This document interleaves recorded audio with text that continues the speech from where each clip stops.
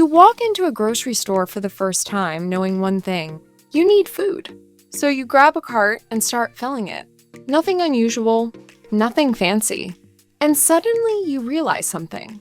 No one ever told you what people actually buy every week. That moment is where a lot of first grocery trips go sideways.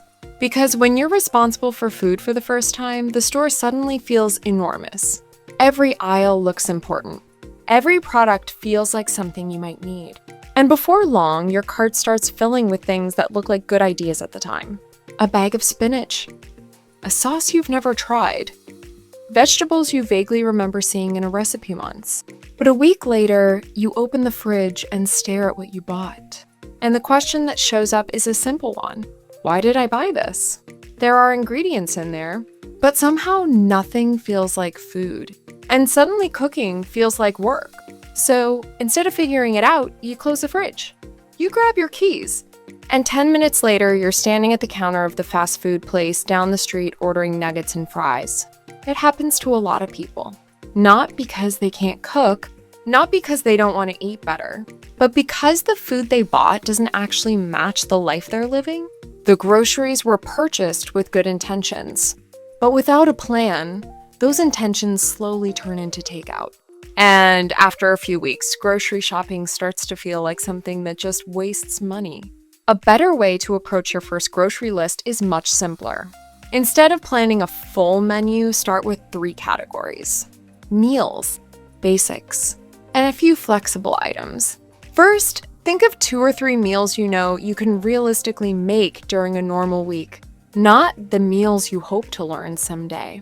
Not the ambitious recipes you saved online, just meals that actually fit your life right now. For some people, that might be spaghetti with jarred sauce, eggs and toast, or something simple like a stir fry. But it might also include things that don't require cooking at all.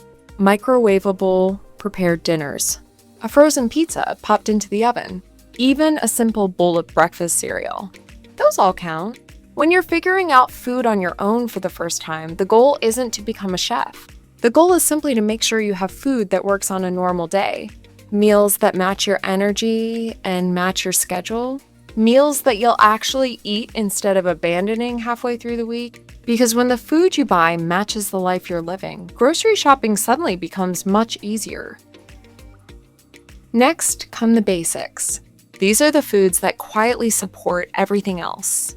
Milk, eggs, bread, rice, pasta, fruit, peanut butter, yogurt. Foods that can work in multiple situations. Things you can eat quickly. Things that combine with other foods. Things that make your kitchen feel stocked, even when you haven't planned every meal. And then add a few flexible items. These are the foods that rescue your week when plans change. Macaroni and cheese. A bowl of soup. A bagged salad. Something easy you can heat up when you're tired or short on time. Because some nights you won't feel like cooking, and that's normal. The goal of a grocery list isn't to prove you're responsible. It's to make sure future you has something to eat. When your list is built this way, grocery shopping becomes a lot less overwhelming. You're not trying to fill an entire kitchen. You're just making sure you have enough food to get through the week. And something interesting starts to happen once you shop this way for a few weeks. Patterns appear. You notice which foods you actually finish, which meals you repeat, which ingredients sit in the refrigerator until you eventually throw them away. Over time, your grocery list becomes more personal. Less about what people say you should buy, and more about what actually works for your life. Now, if you're a parent watching this, there's another part of this transition that can feel strange.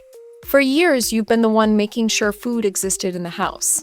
When your child moves out, it can be surprisingly uncomfortable watching them figure this out from scratch.